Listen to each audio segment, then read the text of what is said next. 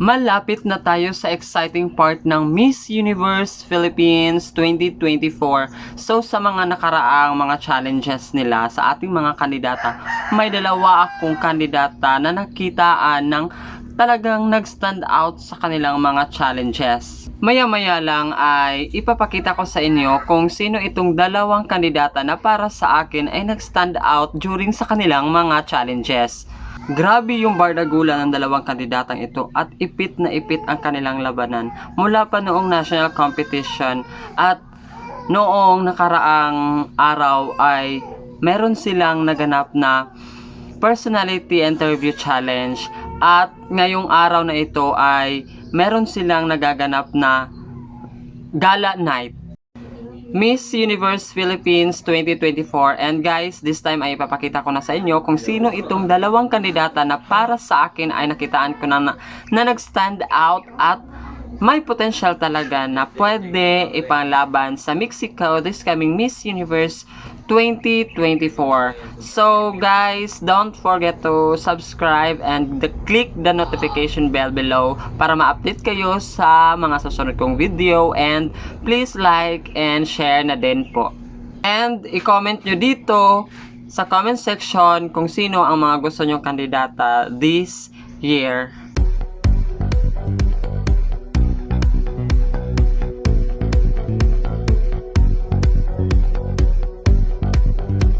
Tonight, we're on fire. Dreams will rain on the stage.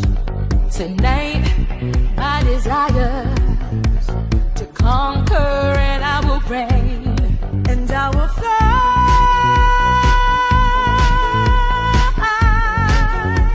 higher, and I will fly.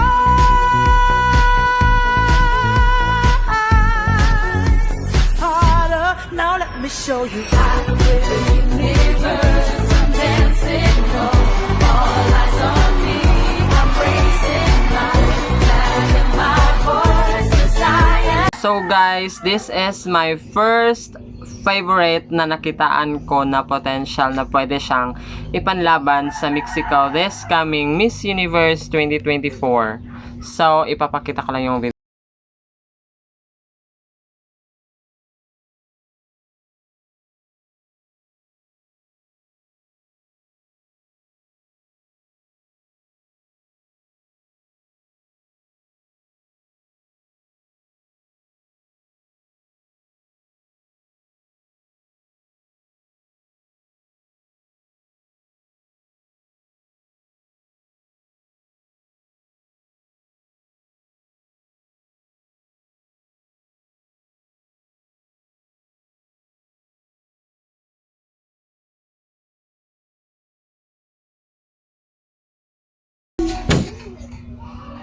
So, ayun po.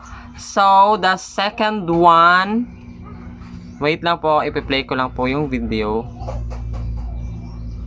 The second one is Miss Iloilo City.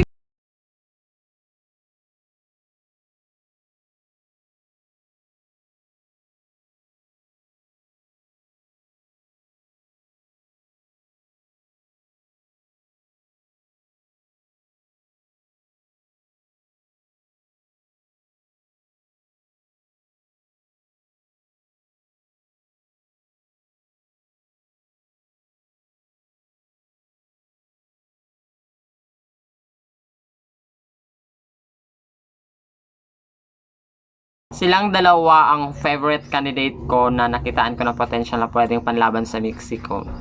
Si Miss Iloilo City ay ano siya, yung skin tone niya black, then basta gusto ko yung skin tone niya. At si Atisa naman, gusto ko siya kasi para siyang si Catriona Gray. Iba din yung impact niya, and grabe, so intelligence and confidence. Silang dalawa naman, maganda sila pareho.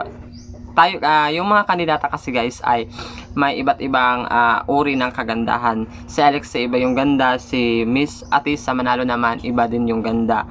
Tapos may malaki lang silang pagkakaiba Pero, depende na rin yun sa mga judges kung sino yung gusto nilang ipadala doon sa Mexico, ano. So, tayo mga pageant fans ay wala naman tayong magagawa kung sino yung mga ipadala nila. Ang importante kasi dito ay kung sino man yung manalo sa Miss Universe Philippines 2024 ay dapat na lang natin suportahan. Huwag na lang nating i-bash kasi po nakakasira yun sa kandidata. Nakakasira yun sa confidence ng ating kandidata dito sa Pilipinas. So, sa mga nakaraang vlog ko nga, so ang sabi ko doon is no hate, just love, kasi po ay tayong mga kapwa Pilipino, tayo rin naman yung nagtutulungan. So, syempre, supportahan na lang natin at dapat nating respetuhin kung sino yung mga karapat-dapat na ipadala nila na sasabak sa mga ganoong national pageant.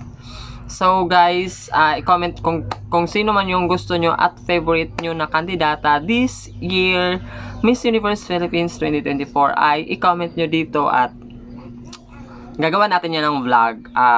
Gagawin ko yung makakaya ko. Gagawa natin yan ng vlog. So, dito lang po muna, guys. Thank you so much. Salamat. Thank you for watching. And don't forget to subscribe and click the notification bell below. So, yan lang, guys. And don't forget to follow and share. To like and share po. Thank you.